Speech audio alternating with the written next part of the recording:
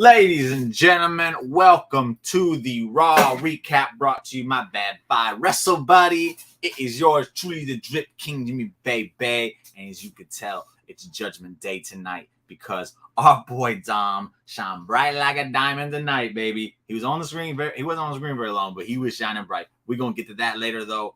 Tonight's episode of Raw was all of them. It was a perfect show. Tonight's episode was a perfect episode of Raw. Could it be better? I'm sure they could probably finagle something to make it better. But if they're giving me something like this every single week, I don't know how anybody could complain. It was fantastic. Looking good, babe. Thank you, babe. It is you is looking good, but thank you anyways. That must mean the stream is crisp. I apologize right ahead of time if I have any internet issues. My internet be acting crazy tonight. But hopefully no snafus during the show because we're going to have fun with this one. It was such a good show tonight. Starts off with our guy, Seth freaking Rollins, the World Heavyweight Champion. He comes out with his title. He had what did he do? He did an open challenge on Friday on the Twitter. It was answered by Damian Priest like immediately. So that match was made official like last week, over the weekend, whatever. But he comes out, he starts talking. Then out comes Finn Balor and Damian Priest. No Rhea, no Dom. They got other things to do tonight, according to Damian Priest. Damian Priest cut himself like a little bit of a babyface promo tonight. It wasn't as good as his heel promos. I'll say that. I saw some other people kind of talking about it where it kind of seemed a little flat compared to what he's been doing, and I agree 110% with that. Hopefully, it's not a sign of things to come. But he cut the promo. He's got the match tonight. Seth baited him in, says, how about you come and face me without your little friends?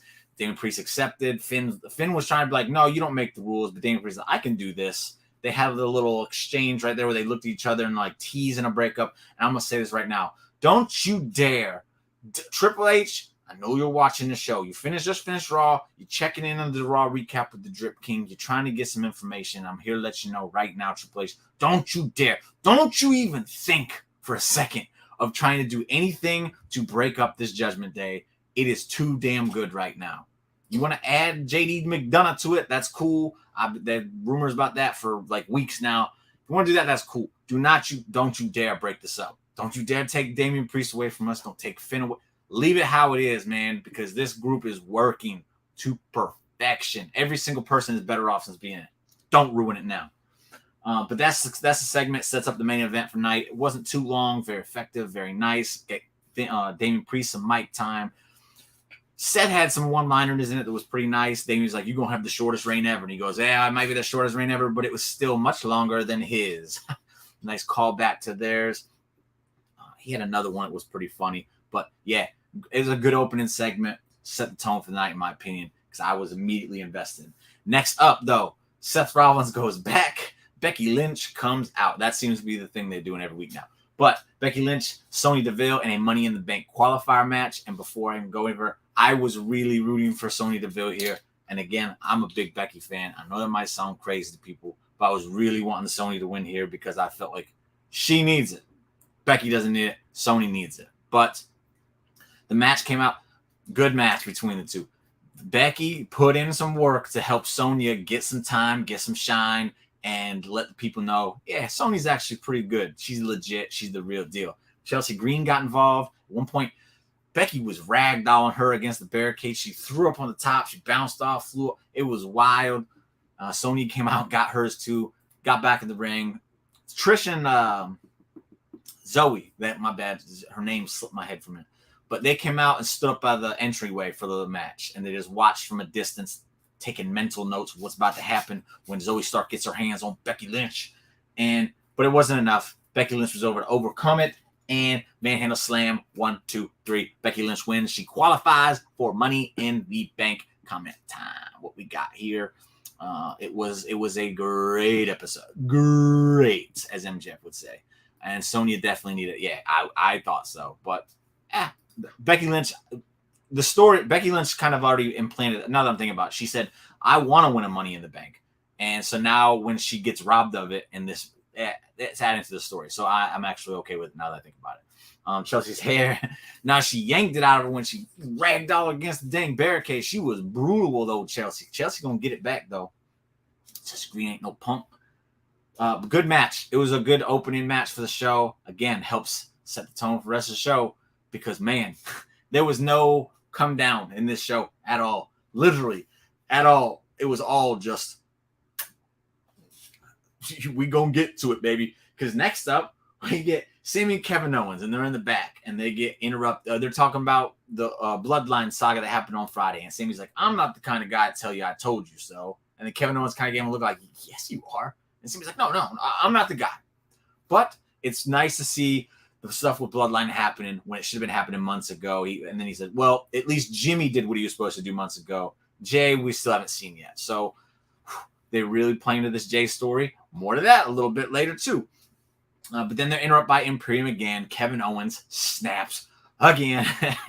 he's like, we already went through this last week. You can't just come in here unless you'll be called. And we didn't call you. So why are you coming up here? And then Gunther steps in and says, basically, he's like, hey, little man, you need to calm down.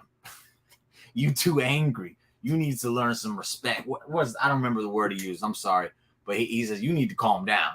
And Kevin Owens is like, I don't have to calm down. I'm angry. And lucky for us, there's a thing out there. It's called a wrestling ring. We can go out that wrestling ring, and I can release that anger on you. So I'm going to go out there. I'm going to beat your butt. And then he walks off, and then Gunther follows him. Next up, that's right, we're getting Gunther versus Kevin Owens on free television. What? Man, before the match starts, though, it went to commercial break, come back. We get not Casey anymore. Katana and Kaden hype video. The tag team from NXT, in case you didn't know, just to remind people, hey, we draft these girls. They're going to come. It's going to be real good. Once they get in that ring, you're going to have to wait and see. And we will see a little bit later tonight. But then we get into Gunther versus Kevin Owens. And my God, everybody, when I tell you this was, I'm not going to put it up against pay-per-view because it's not fair. I hate commercials for this reason. The commercials cannot allow this match to compete with the ones that happen pay-per-views because there's no interruptions. But for TV matches, Gunther versus Kevin Owens was literally as good as it gets. You can't have a better TV match than what Gunther, Kevin.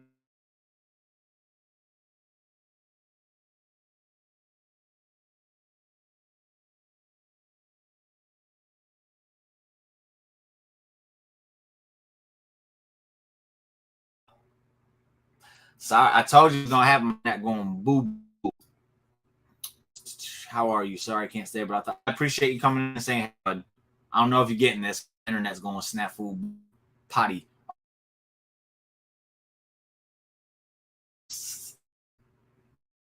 We're coming back. We ain't back. We're coming back. I'm back. There we are. Gunther versus Kevin. Fire! It was fire. So the match, again, just watch it. That's all I'm going to say. I'm not going to try and break it down for you. I'm not going to give you information. Just go watch it. That's all because it was good. It was so good.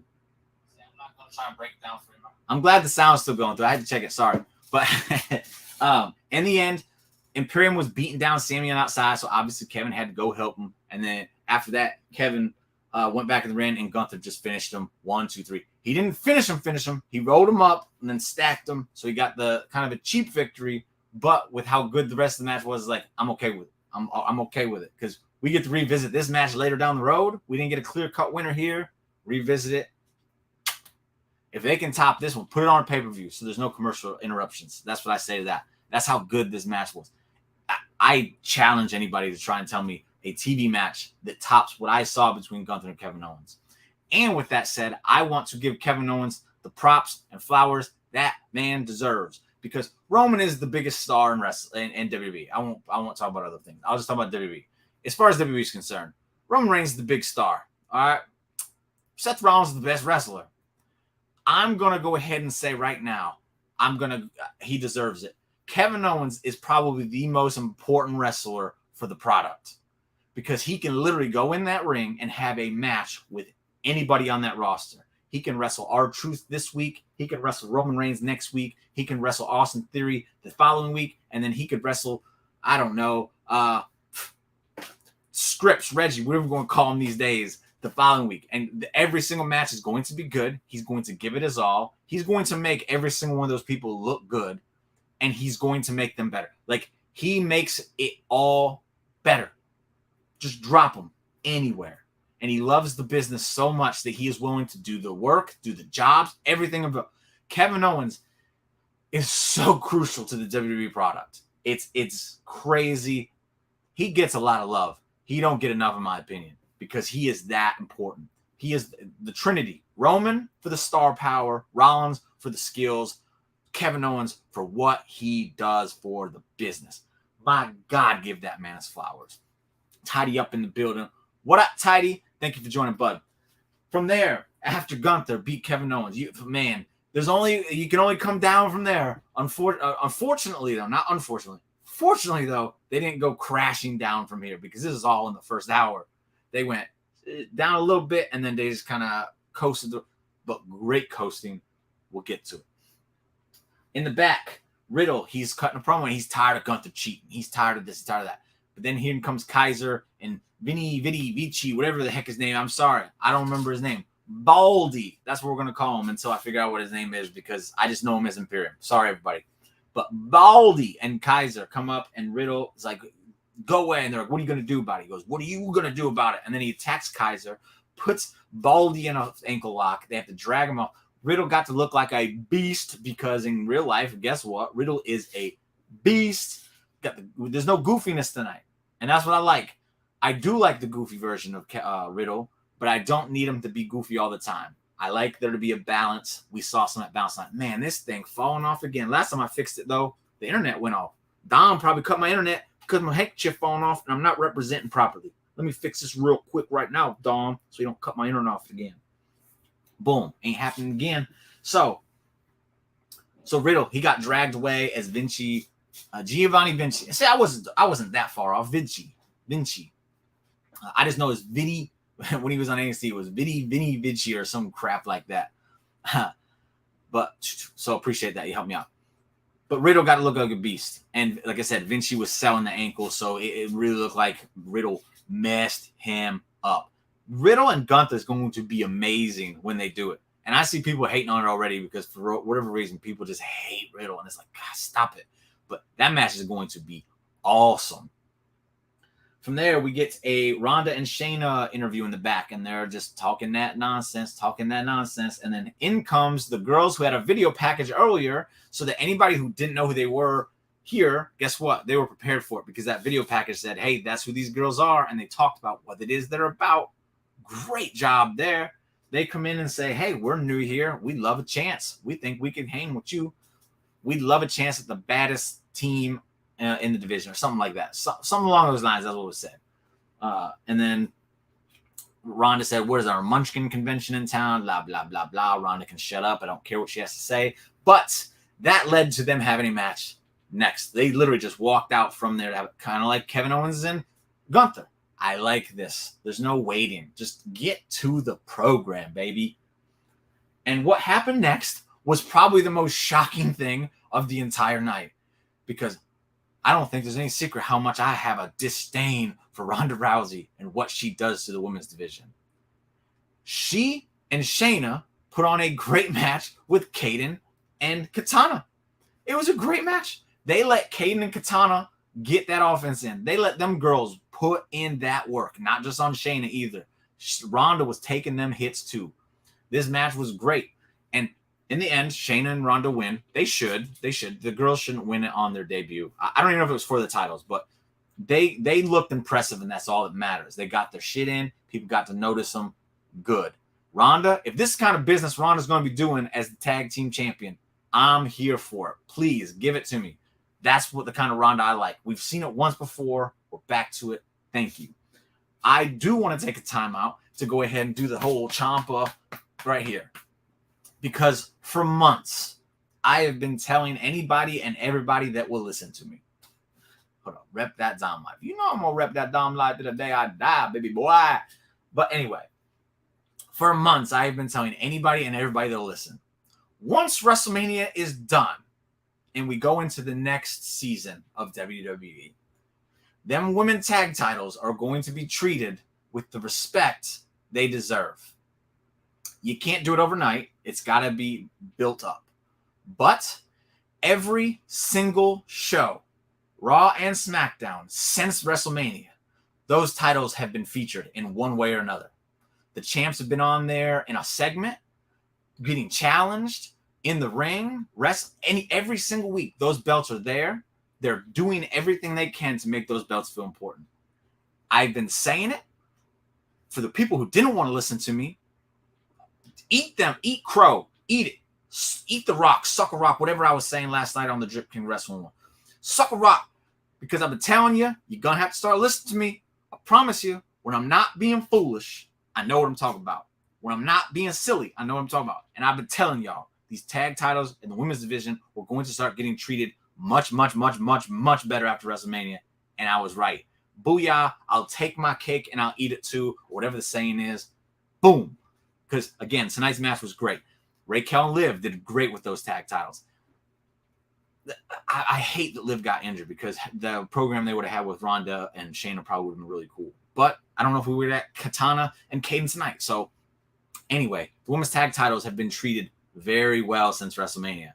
You're welcome, everybody. I told you so. I'm not Sami Zayn. I'm not too proud to say it. I told you so. I want to say I want to like Ronda. That helps me like her hardworking tag. Yeah. And again, if this is what she's going to be doing with the tag titles, hey, I was wrong to say get off the show. I was wrong because if she's doing business, that's all I want. That's literally all I want for her to do is to do good business. I haven't been either, but I'm not going to hate on her when she does something the right way. Like I'll change my mind if you give me a reason to, and she's giving me a reason to tonight. Let's hope it continues though. After that, Ricochet and Bronson Reed, they're talking, and Bronson Reed, isn't it kind of strange how a few weeks ago I was just beating you down, but now you're in the Money in the Bank match and I'm not? And then Ricochet's like, well, I won my match and you didn't. And for the people out there, Ricochet says something about you lost your undefeated streak. I don't know for a fact, but I believe this is the first time Bronson Reed has lost a one-on-one match, and that is what he's referring to. Is it silly? Yes. Should have said it? Probably not. But if I'm thinking about it for a second, that's probably what they were intending to say there. He hadn't lost a one-on-one match until then. So, but it doesn't even matter. Because then in comes Shinsuke Nakamura, and he says, oh, what are you going to do? And Braun's like, man, if I ever saw you again, I would destroy you. Shinsuke says, ha, ha, ha, whatever. And then Bronson leaves. And then we go right into a Ricochet and Nakamura match. From this, out of Gorilla to the match. Unfortunately, this is where my internet went crap. So I don't know how good the match was. The first, 3 or 4 minutes was pretty decent. I don't know how. I know Bronson Reed came out and just destroyed them both. Thanks for Courtney. She filled me in on that part. But other than that, I couldn't talk about them. I don't know. But I do like that Bronson Reed's probably going to end up Money in the Bank, which makes things interesting because I might have to change my pick again. I just like so many people right now. It's because everyone's been treated well. But anyway, that was that. Next up, I missed this segment too, but I went on WWE on Twitter and I caught like parts of it. Alpha Academy had a segment with Maxine, and apparently Otis says something about deodorant, which set a bunch of the wrestling fans into just a spiral because they're like, what is deodorant? But then they talk about Maxine. They're going to get her ready and trained for a match against Valhalla. Chad Gable's the guy to get her in shape.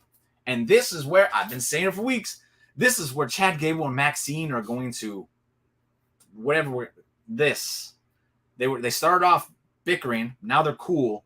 They're going to get a little physical with the training. And then next thing you know, Maxine's going to have it in for Chad Gable. Otis is going to get jealous. And that's how we break up Alpha Academy. It's unfortunate, but I like good storylines. And this is a cheesy one, but it could be fun. I want to see it. From there, what do we got? Miz TV, the segment of the night. We had a great match that was I don't want to say an all-timer match. It was a fantastic match for the match of the year as far as TV goes. And then we have segment of the year because Miz TV with Cody Rhodes. I never thought I'd be using segment of the year and Miz TV in the same sentence, but here we are. It had nothing to do with Miz TV though. Miz could have been completely eliminated from this equation. It would have been fine. But he brings out Cody Rhodes, and Miz immediately is like, you look dashing. Like it. And then my internet cut out again. But unfortunately, oh, no, not unfortunately. Fortunately, I'm getting those two mixed up. I don't even know why. My internet didn't go out for too long because when it came back up, out's coming Dom and Rhea, and they get in the ring, and the boos start just raining down. And Dom's just soaking it in, and he's like, don't boo Dom, which makes him boo Dom even more. Good job, Cody. He knew what he was doing. But their boos were just raining down on Dom, and he's just eating it up. And then, what did he say? They go back and forth. Cody kind of ate him up a little bit with the promo, which is to be expected. Cody is on another level as far as the promos go. That I'll be a realist and I'll admit it. But as Dom went to leave, Cody turned around. Dom said, "Hey, this isn't how it happened, but in my world it did." He said, "Hey, turn around," and Cody turned around. And he just pointed. No, he didn't. He sucker slapped. He didn't even sucker punch him. He sucker slapped Cody right across the face. And then ran and hid behind Rhea and then started doing the whole peekaboo behind her shoulders. And Cody's like, oh, he's so mad he wants to get his hand on him. And I'm going to say this about this segment. I'll finish the segment. And then they left. And then Cody was just so frustrated. He turned around and he knocked out Miz. So, but after watching this segment, and I know I said something completely different last night on the Positively Awesome Wrestling show with Tidy and Albert over at the Drip King Wrestling YouTube channel. But if I have paper to pen and I'm writing this, I am putting the Money in the Bank contract on Dom. And when Cody Rhodes wins that title, I'm having Dom cash in because, my God, the cheers that Cody gets and the boos that Dom gets are exactly what we want in a feud. Okay? And when this clash happens, oh my, it's going to be so great. And how do you get even more sympathy for Cody after he completes his story? You immediately rob him of it by putting it on the biggest chicken shit in the entire business. I don't care if he's not ready.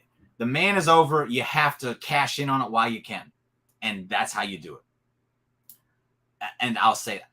It probably isn't going to happen. I don't even think they're going to put Dom in Money in the Bank. But if I have paper to pen, that's what I'm doing after this segment because that's how great this segment was because of the fans.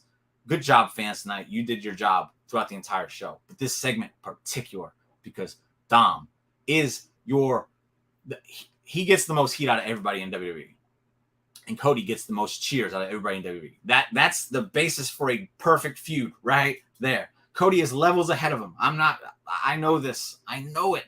But Money in the Bank is a crutch for people. And, yeah, put it on Dom. Let him take it off Cody immediately. Oh, my God, that's a moment. That is a moment. I'm going to move on, though. I could go on about it forever, but I'm going to go ahead and move on from it. Next up, we get Zoe Stark and Natalya in a Money in the Bank qualifier match. That makes 3 women's matches tonight, and they all got pretty significant. I don't want to say significant. They all got pretty good time. Man, so it's like, who was it? Who was it? Was it Vince that did this, or was it Triple H? Because I know everybody was waiting to give the show shit tonight. Like, oh, Vince is there, so it was bad. No, it was a great show. It was a great show.